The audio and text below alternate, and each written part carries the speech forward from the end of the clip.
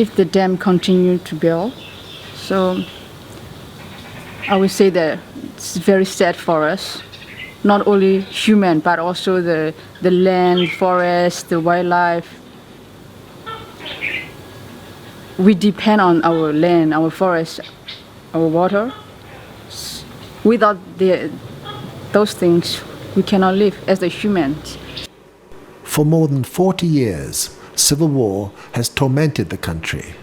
The military junta that seized power in 1962 has set out to crush ethnic armies fighting for autonomy and ethnic rights within the Union of Myanmar.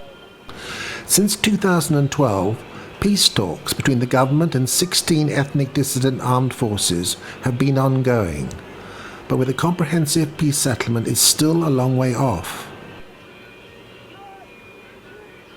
The Karen National Union signed a ceasefire agreement with the Myanmar government panel in Yangon 2012. Preparations for dam building are racing ahead of the slow-moving complex peace negotiations.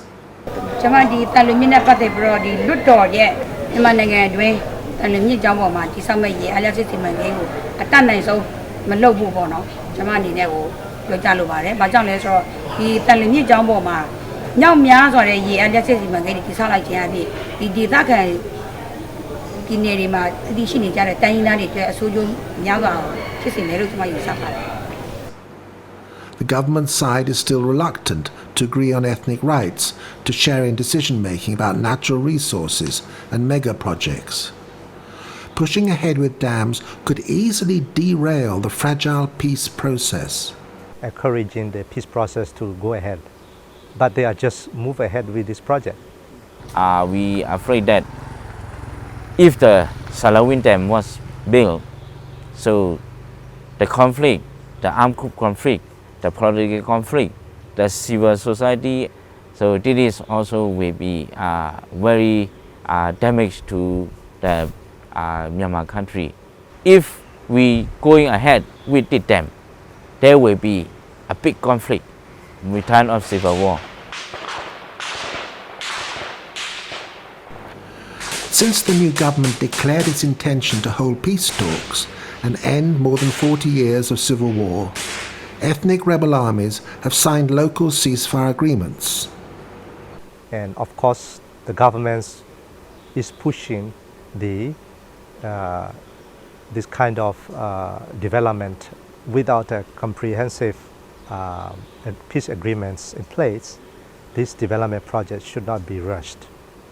But the government has so far declined to call a halt to dam development and has refused to heed the warnings from ethnic groups that they have a right to participate in decisions over natural resources in their states.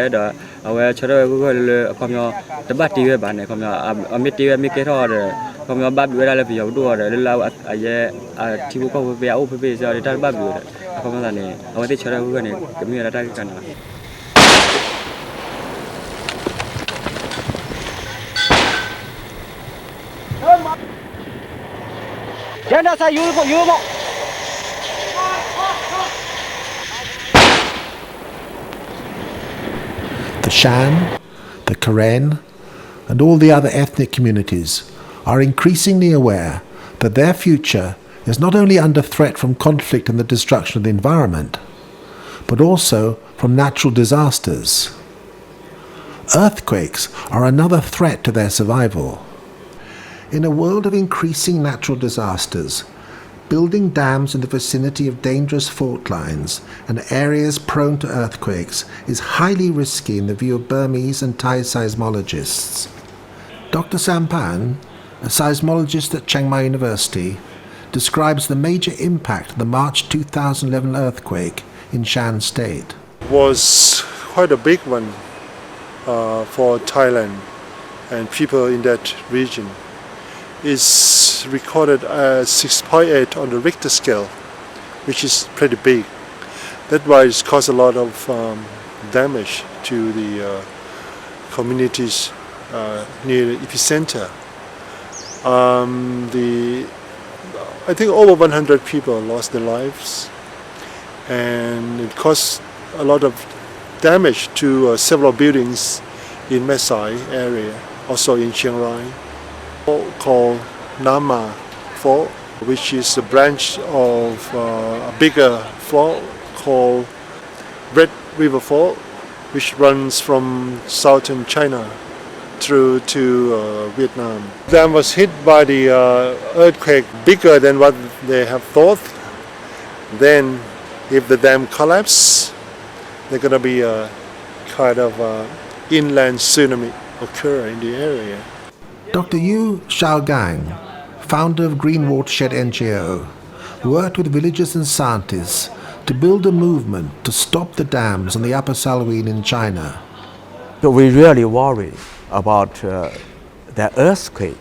So we are worried about that dam will trigger the earthquake. And also the earthquake will destroy the Cascade Dam and cause more disaster to the downstream countries.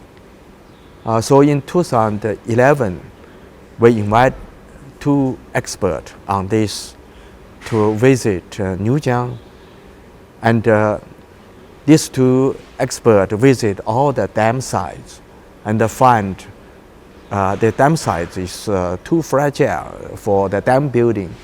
After we observed these dam sites, the conclusion by these 2 experts is that Newjiang dam plan is on the big and very deep fault line, which still very active. Should not build any dam on the Newjiang. I heard that Kunlun Dam will be built at the border area at the Myanmar side. But I'm very concerned that because this area is also in the same area of the earthquake earthquake zone, and this in that earthquake magnitude at 8 degree, which is very high magnitude degree. So if Chinese government consider the earthquake impact, especially the impact to the downstream country, and I think Myanmar as downstream country will also consider to this kind of risk, earthquake risk to their people. They should stop. 13 dams planned on the Upper Salween in China were suspended by Chinese Premier Wen Jiabao in 2004. Since the suspension of dams on the Salween in China, the projects there are now subject to much tighter seismic regulations and environmental impact assessment. It appears unlikely, therefore, they will go ahead. Yunnan governor told to the media that Yunnan will not start build the dam on Newjiang until environmental impact, earthquake risk was handled properly. The risks of building megadams in active seismic zones has multiplied with the increasing tempo of storms, earthquakes, and extreme climate change. The World Commission on Dams in the year 2000, a study of large dams around the world, advised that most megadams leave a legacy of environmental and other liabilities and losses, which far outweigh the benefits of increased energy. So many dams, like the Pakmung Dam in Thailand, have ended up as monumental disasters. So why are governments still in a rush to build more dams? The world has already, in fact, experienced a series of huge dam disasters. The Vermont Dam disaster in Italy killed 1,800 people in 1963. There were two further ones in Taiwan. The most recent was in 1999. But the biggest dam disaster of all time happened in China in 1975, when heavy rains and swollen river banks broke the walls of the Banqiao Dam. After the dam walls caved in, whole villages were swept away in the cascading torrents and floods, killing 26,000 people. Another 145,000 died during subsequent epidemics and famine. The people in the Palong Valley of Shan State in 2014 were shocked to wake up one morning to find that a nearby dam had flooded their neighborhood, including their temple. The projected losses from dams are always understated by governments, developers, and their highly paid consultants. We also know that precious wildlife sanctuaries and rainforests will be destroyed before scientists have even finished counting all the relevant species. Man, in his folly, may destroy special plant species which are still unknown. There are other viable options for producing energy. Decentralized, for example, microhydro, home-scale solar electric systems, and wind and biomass systems based on local renewable sources offer an important potential for rural areas far away from centralized supply networks. Alternative options clearly exist to current policy. A policy displacing hundreds of thousands of people,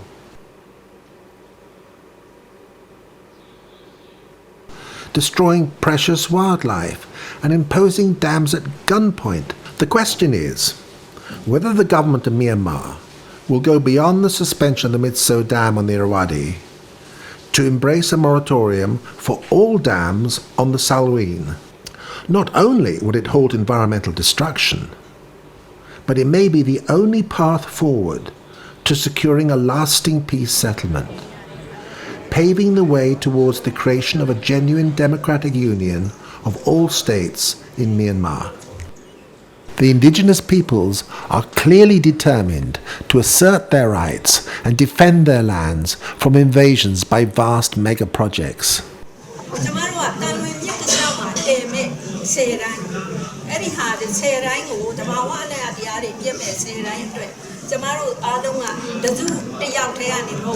Yes, we are calling for the moratorium on large dams on the Salween River based on the reason that we have clearly stated that it will create more conflicts, it can derail the peace process, and it can also reduce people's confidence in peace building. When the government see the salary, they didn't see the beauty. They just see the money, dollars, but they just see the profits. When I close my eye, I can see the beauty of the Salween River. Salween River is very important, very precious for me. I think not only me, but also like other ethnics, Shan, Karenni, Hmong, a lot, like millions of people. So I want to tell the world that Salween is not for sale.